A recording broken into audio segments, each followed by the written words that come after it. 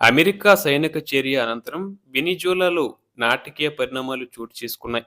దేశాధ్యక్షుడు Nicholas మదురోను America దళాలు అదుపులోకి తీసుకోవడం, ఆయనను న్యూయార్క్ తరలించడంతో అక్కడి ప్రభుత్వంలో భారీ మార్పులు సంభవించాయి. వెనిజులా ఉపాధ్యక్షురాలు డెల్సీ రోడ్రిగేజ్ తాత్కాలిక అధ్యక్షురాలుగా నియమితులయ్యారు.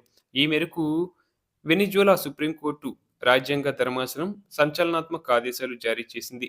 అమెరికా దళాల ఆపరేషన్‌లో అదుపులోకి తీసుకున్న అధ్యక్షుడు నికోలస్ మదురో అందుబాటులో లేని సమయంలో ఉపాధ్యక్షురాలు డెల్సీ రోడ్రిగేజ్ తాత్కాలిక ఉపాధ్యక్షురాలుగా బాధ్యతలు స్వీకరించాలని సూచించింది.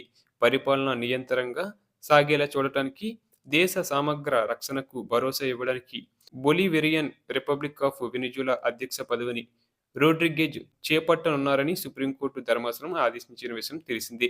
అయితే అధ్యక్షుడి బలవంతపు గర్జారిలో దేశ ప్రభుత్వ పరిపాలన సార్వభౌమత్వాన్ని రక్షించడానికి విధించే చట్టపరమైన నిబంధనలను నిర్ధారించడానికి త్వరలో చర్చించనున్నట్లు తీర్పు పేర్కొంది. పాలన సజావుగా కొనసాగడానికి, రక్షణపరమైన వ్యూహాత్మక నిర్ణయాలను తీసుకోవడానికి అవసరమైన మార్గదర్శకాలను త్వరలోనే విడుదల చేస్తామని పేర్కొంది. సుప్రీంకోర్టు ధర్మాసనం ఇచ్చిన ఈ తీర్పుతో వెనిజులా రాజకీయాల్లో కొత్త అధ్యయనం ఆరంభమైనట్టుంది. ఈ పరిణామాల మధ్య అమెరికా అధ్యక్షుడు డొనాల్డ్ ట్రంప్ ఓ సంచలనానికి తెరతీశారు. తనను తాను వెనిజులా తాత్కాలిక అధ్యక్షుడిగా ప్రకటించుకున్నారు.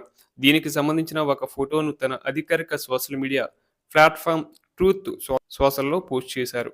ఒక వంక అమెరికా అధ్యక్షుడిగా కొనసాగుతూనే 2026 జనవరి నుంచి కొత్తగా వెనిజులా అధ్యక్ష బాధ్యతలను స్వీకరించినట్లు వెల్లడించారు.